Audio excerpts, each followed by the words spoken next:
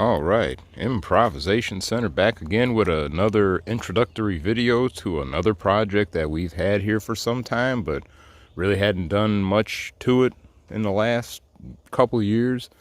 And that is what you see right here, 76 El Camino. Doesn't look like much, but it's a 76 El Camino. And what we have done to this thing in the recent years was put this 305 V8 in here that we picked up from somebody used. It came out of a early 90s truck. We were actually able to hear it run, so I know the engine is good because I actually helped the guy pull the thing out. But anyway, behind it is a 700R4 4-speed overdrive transmission that I wanted to put in here so this could be a more road-friendly car.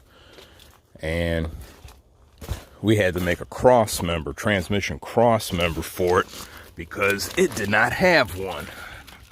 You can see right there, just a simple angle iron setup that we made just to allow the transmission to not drag its ass on the ground.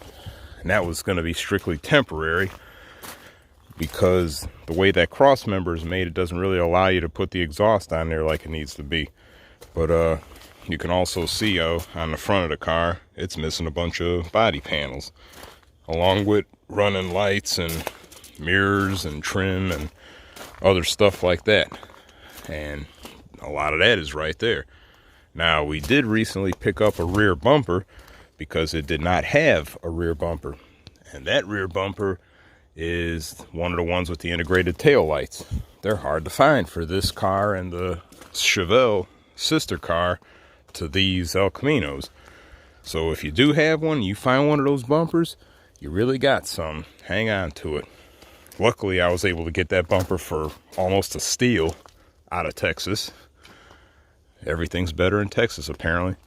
But anyway, we got all our other stuff. Oh, also the transmission cross member came out of Texas again, just like the bumper.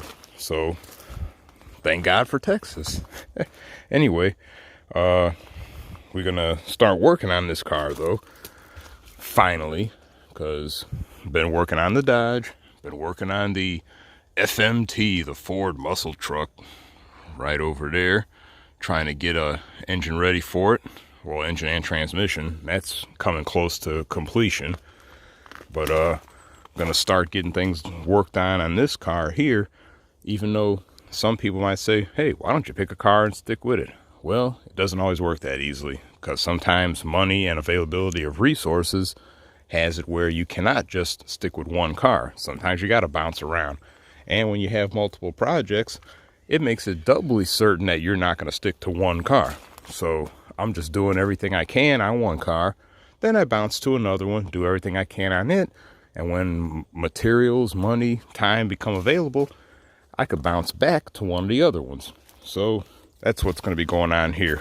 Work on this one a little bit, jump back to the Dodge or the FMT, or hell, we might even start working on this one soon enough, or start working on this EV Love.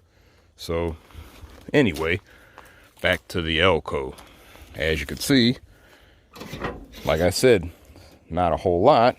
I mean, the body's going to need some work as far as little dings and stuff like that, but it's not really bad overall. You don't have any serious dents or any flaws that would make it where you need to replace panels. Just mostly a bunch of mud work that'll probably have to be done. But looking at the interior, we have a lot of trim pieces, interior and exterior pieces in here that are going to have to go back together as we put things back together on the car. That's why I want to get the big stuff put on first. Then I can start eliminating things little at a time, such as our grille and headlight trim, even the window trim. Clear enough of that out, and then I could start looking at the interior here and start piecing panels together on that. And eventually go to rewire this car in much the same way that I did the Dodge and the Love. So that'll be another series of videos that you'll see, is me doing all that crap. But like I say, once we start getting all that work done, even get another tire on there, so this thing will be riding a little high and able to roll around if need be. Get that old exhaust pipe out of there on both sides. Whether I reuse it or not, who knows.